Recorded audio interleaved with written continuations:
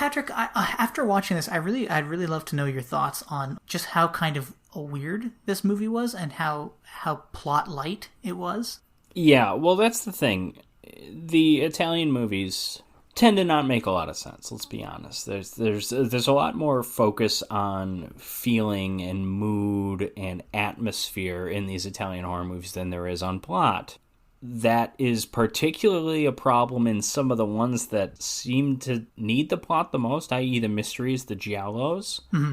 I would say that's less of an issue in something like Suspiria or Inferno, which are these like surrealist nightmare movies. However, it is a problem with Inferno because it is so apparent. I do think, not that Suspiria is like the greatest plot ever in a movie, but it's just a lot easier to follow. Even just the main character, we can follow her throughout the Jessica Harper throughout the entire movie. Like, we know what she's doing, what she needs to learn. I think the biggest problem with this movie is that the movie takes about half of its runtime to figure out who the main character is, and it takes so much time, they never actually figure out what he needs to do. He's literally, like, when he solves that mystery of the under the foot thing, and then he goes, and he's stumbling into the professor's room, and he still doesn't know what he's looking for. Yeah. What he's, like, trying to do, and I think that's, like, really a problem. So it's frustrating, although I will say, like, that song does so much to make up for its flaws. That song is so great. It's, like, one of the best things ever. You know what I think another problem with this is that I think they were trying to set up for the third movie of this trilogy.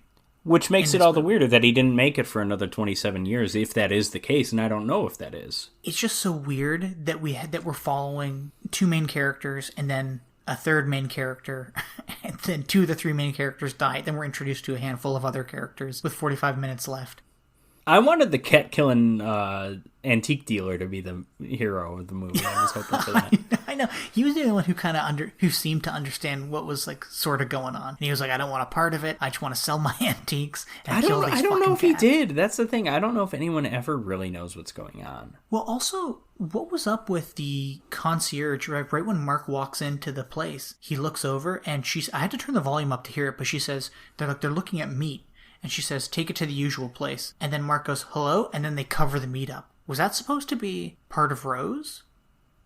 Possibly. Yeah, I think the implication is that, like, anyone involved with that actual building, with the exception of its tenants, are in on the witchcraft. It's kind of like Suspiria. It's like everyone, not every student, but like anyone who's, like, running the dance academy is in on it. But then she got killed.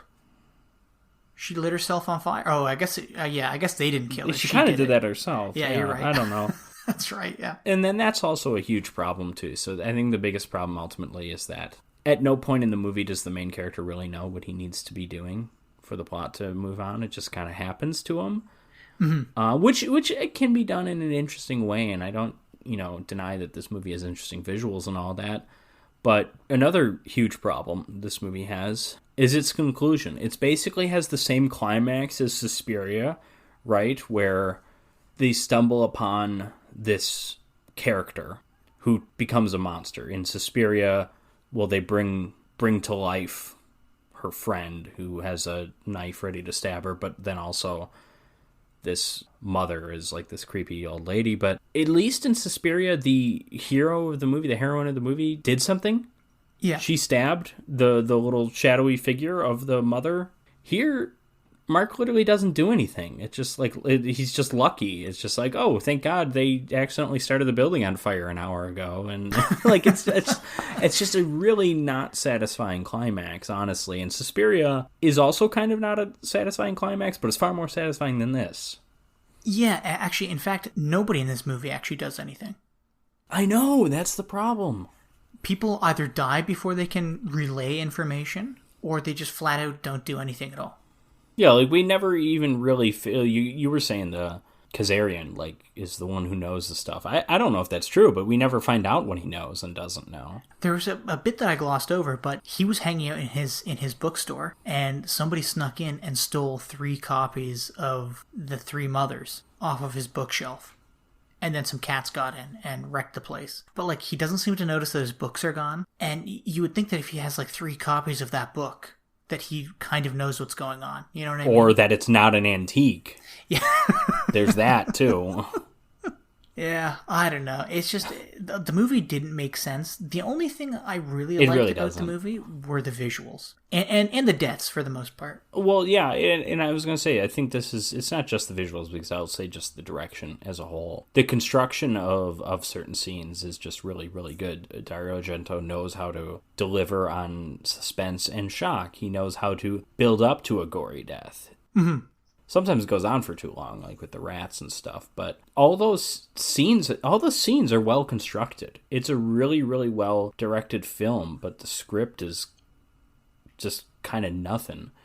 And I think like the sunken ballroom is such a visually striking scene. The scene in the auditorium for the musicology class with the Mater Lacrimarum staring at him, whispering, putting a hex on him or something. That scene is amazing. That might be my favorite scene in the movie. Mm-hmm. Yeah, no, I agree. So much of this movie is well constructed. It's just the script isn't. Yeah, and that's really my... And the script is the weakest part of Suspiria, but I still think it's just bad. It works better in Suspiria, and I think everything works better in Suspiria, but I do think the story works better in that. Yeah, no, I completely agree with you. I really do.